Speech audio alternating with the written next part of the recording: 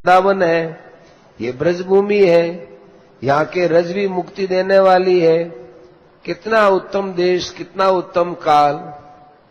ध्यान देओ, जब नीच जाति वाले भी तर जाते हैं, फिर ब्राह्मण, क्षत्रिय, वैश्य, शूद्र, स्त्रियों की तो बात ही क्या है।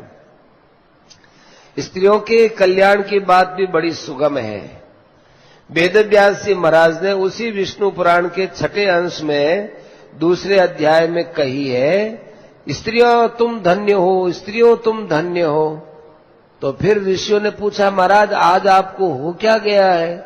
कभी कलयुग को धन्य बताते हो, कभी स्त्रियों को धन्य बताते हो। स्त्रियां तो पढ़ी लिखी नहीं होती, स्त्रियां तो केवल काम धंधा करती है, इनको आप कैसे धन्य बता रहे हो? तो व्यास जी ने कहा कि देखो, स्त्रियों को धन्य इसलिए कहा है कि पुरुष वर्ग तो यज्ञ, दान, तप और नाना प्रकार का वेदाध्ययन, स्वाध्याय वगैरह करके परमात्मा को प्राप्त होते हैं, परंतु सुहागिनी स्त्रियां केवल मात्र पातिव्रत्य धर्म के पालन करने से उसी सिद्धि को प्राप्त हो जाती है। उनका लिए कल्याण कितना सुगम है, इसलिए स्त्रियों को मैं धन्य कह रहा हूं। पुरुषों को बहुत परिश्रम करके जो परमात्मा की प्राप्ति होती है, वह परम गति स्त्रियों को सुगमता के साथ पातिव्रत्य धर्म के पालन से मिल जाती है। तुलसीदास जी ने कितनी ऊंची बात कही, एक ही धर्म एक व्रत नेम, काय वचन मन पति पद प्रेम, बिनु श्रम नारी परम गति लई, पतिव्रत धर्म छाड़ी छल गई। स्त्रियों के लिए तो ज्यादा कोई बात है ही नहीं, एक ही व्रत है, एक ही धर्म, एक ही नियम है।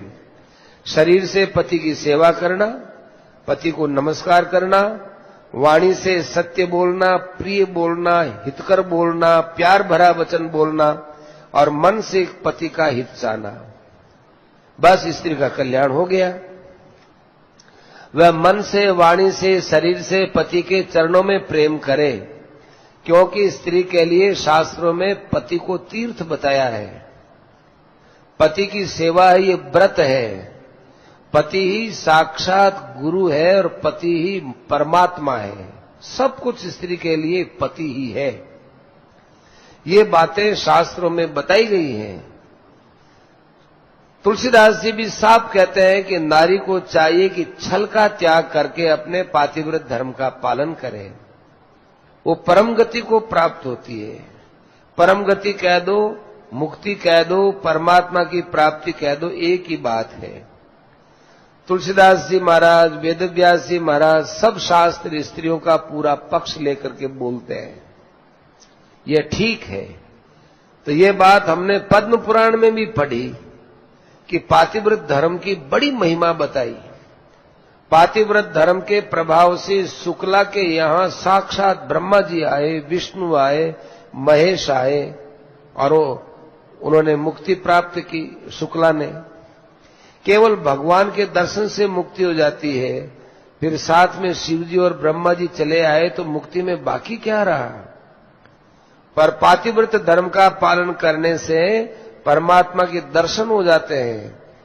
इसलिए यह बात सभी स्त्रियों और पुरुषों को समझना चाहिए कि ईश्वर की भक्ति से सबकी मुक्ति होती है, चाहे कोई भी क्यों न हो। सुहागिनी स्त्री के लिए तो 2 अवसर मिल गया, एक तो पातिव्रत धर्म और एक ईश्वर की भक्ति। कहना ही क्या है।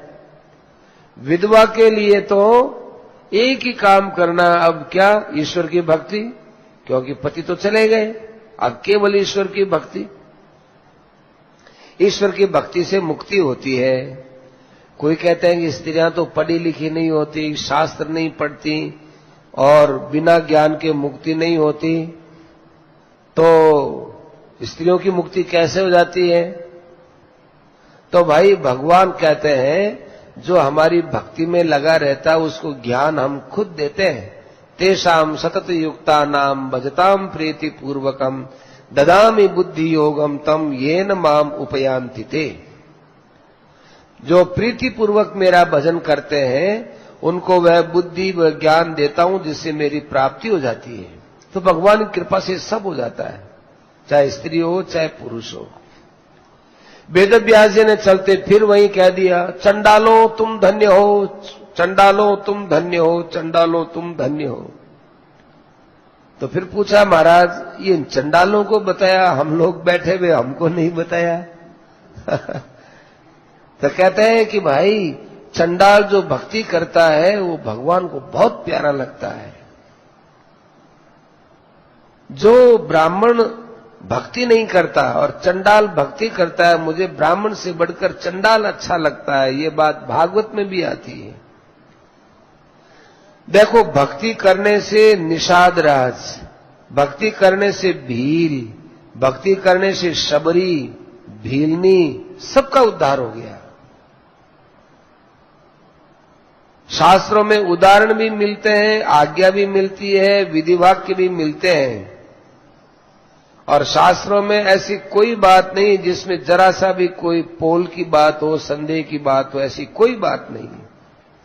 जब नीच पुरुष का उद्धार हो जाता है, फिर ब्राह्मणों का, क्षत्रियों का, इनका तो कहना ही क्या है। किम पुनर्ब्राह्मणा पुण्या भक्ता राजर्षेस तथा। मतलब यह है कि पुण्यात्मा ब्राह्मण, राजर्षि क्षत्रिय को मेरी शरण आने पर परम गति मिल ही जाती है। इसमें ज्यादा कहने की भी कोई बात नहीं। जब नीच जाति वालों को भगवान की शरण लेने से मुक्ति मिल जाती है, मिलती है और मिली है, तो फिर स्त्रियों को परम गति मिलती है, शूद्रों को परम गति मिलती है, वेश्यों को परम गति मिलती है। इसमें कौन सा आश्चर्य है। यहां तक कि अति नीच को भी भगवान की भक्ति के प्रभाव से, भगवान की शरण ग्रहण करने से मुक्ति मिल जाती है। फिर ब्राह्मण क्षत्रियों की बात ही क्या है।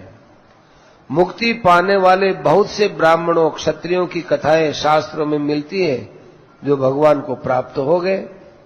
स्वयं भगवान गीता में अर्जुन से कहते हैं कि मैंने तुम्हारे प्रति जो योग का वर्णन किया है उसको राजर्षि लोग जानते थे।